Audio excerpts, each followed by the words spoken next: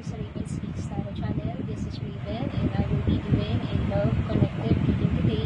Kung ikaw ay bago pa lang sa aking channel, mag-subscribe ka na at i-click ang notification bell para lagi kang updated sa mga posts ko. While I'm shuffling this card, note that this is a general collective reading, so take only what resonates and leave what doesn't. So let's start. Spirit guides and angels, please give us a clear message for the collective today. Spirit guides and angels, please give us a clear message for the collective reading today. Okay? Spirit guides and angels, please give us a clear message for the collective reading today. Okay? Stay optimistic about your love life. Positive thinking and faith will bring you romance. Okay? So at the bottom of the deck, be yourself. It's time to take back control of your life. So in this card, I feel that you're already looking for someone, for a new person, some partners in the future, partner in life, and I see that sa ngayon, iniisip mo kung meron pa bang dating sa buhay mo.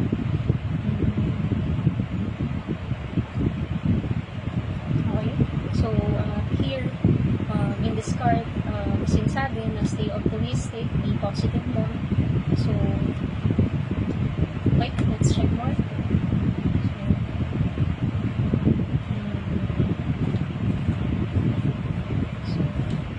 Spirit guides and angels, please give us more message for the collective. Please give us more message for the collective. Please give us more message for the collective. Spirit guides and angels, please give us more message for the collective. Please give us more message for the collective. Six of Cups, Star, Temperance. At the bottom of the deck, Four of Cups. So,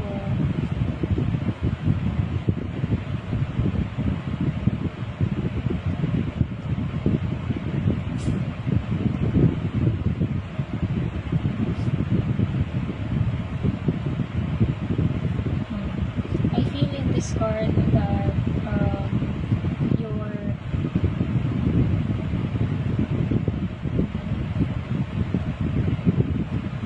currently,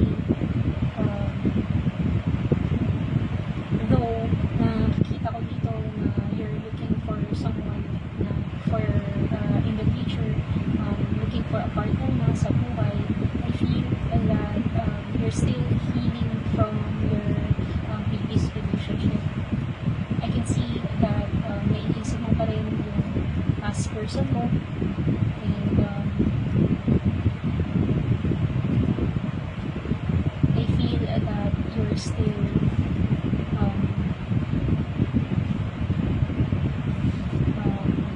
feeling that you still wanting this person back in your life. Sa ngayon, sa nakikita ko, you're still in the grieving stage where you're trying to move on. At the same time, you're still wanting this previous or this past person back sa buhay mo. And okay, tingnan pa natin. Here pala, I see that there are few suitors na nagpaparamdam sa'yo. However, hindi mo sila pinapansin. And kasi focus ka lang dun sa past person mo. Okay, so check pa natin. Please give us more message for the collective. Spirit guides and angels, please give us more message for the collective. Spirit guides and angels, please give us more message for the collective. Spirit guides and angels, please give us more message for the collective. Okay. Spirit guides and angels, please give us more message for the collective. Please give us more message for the collective. Ace of Wands, Judgment, and 9 of Pentacles. At the bottom of the deck, si King of Pentacles.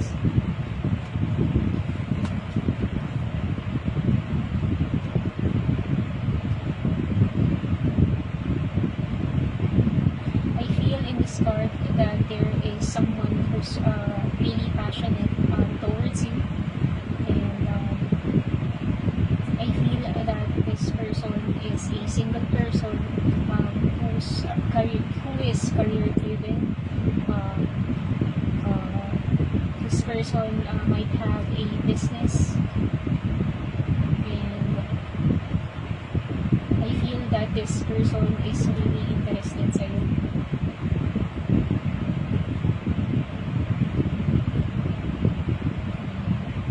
Okay, so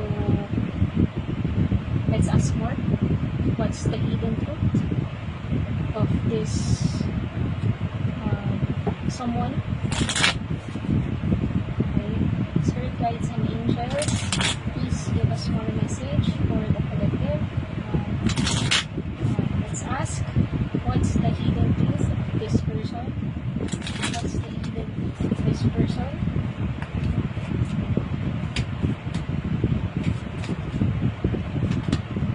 I can't stop thinking about you.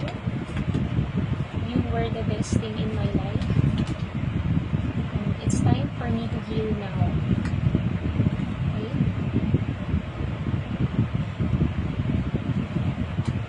So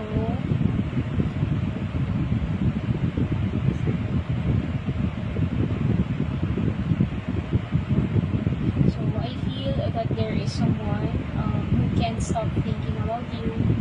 There is a possibility that this is a past person or a new person.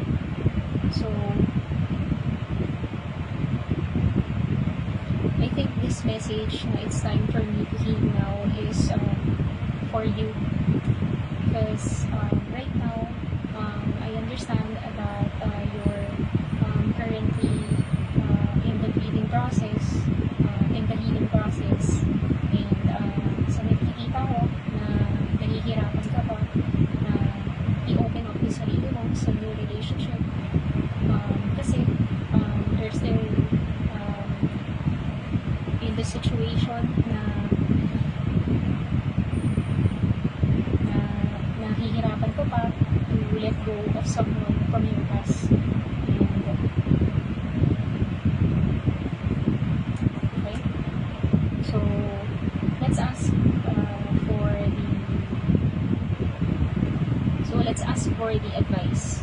Okay, let's ask for the advice for this reading. Please give us an advice for the collective. Please give us an advice for the collective. Please give us an advice for the collective. Please give us an advice for the collective.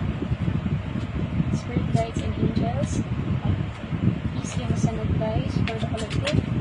Please give us an advice for the collective. 9 of Wands, the World, and 8 of Pentacles. At the bottom of the deck, Ace of Pentacles. I feel in this card that you are close to healing or closing this past person in your life. I feel that you're currently focused on your work, on your goals, maybe sa studies mo or sa business. And sa tingin ko, I advise that you continue what you're doing, and I see that you're really close to healing from the past relationship that happened sa'yo. And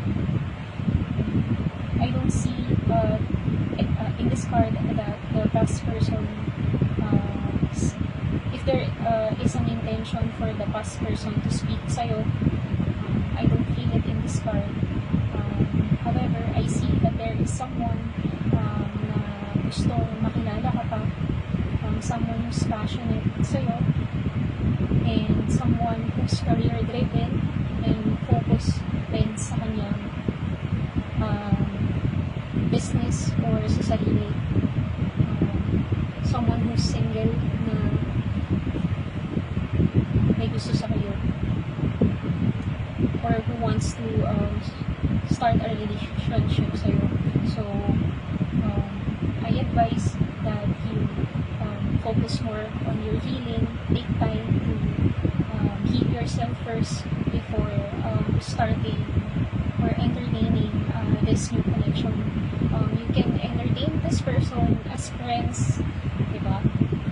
Hindi naman kailangan sagutin mo siya agad and start a new relationship, but you can start as by being friends with each other, okay? So as you heal, I see that eventually makakalimot ka rin sa past relationship mo. Okay? So, sabi nga dito sa card na to, stay optimistic about your love life, di ba? Positive thinking and faith will bring you romance. So, stay positive lang. And in this card, at the bottom of the deck kanina, you see, free yourself. It's time to take back control of your life, di ba? So, I feel that you need to let go of you need to let go of the past person sa buhay mo so that you can start a new relationship and mag-move on. Okay? So, kasi diba sinasabi nila paano darating sa'yo yung bago nakalaan para sa'yo kung hindi mo ma-let go yung past relationship mo. Diba? So, let's ask for the angel's answer. Okay? Let's ask for the angel's answer. Si angel's answer, pwede siya mag-advise sa'yo or din sa person mo, kung si previous person o single person, or okay? So, let's ask more. Please give us an angel's answers for the collective. Please give us an angel's answers for the collective.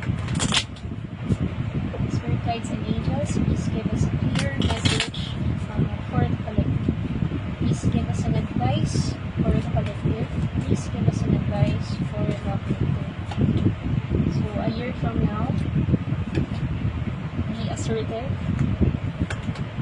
and remain positive. Okay? So,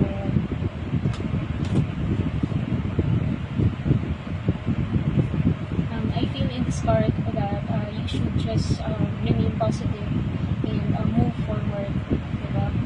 So, a year from now card, there is a possibility that a year from now, if you have eventually healed yourself from this past relationship, baka dito na pumasok itong person mo.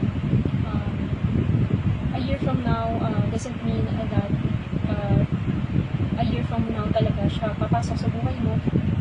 Depende rin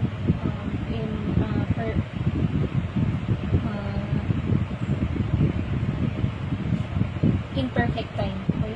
Sabi nga nila, in God's perfect time.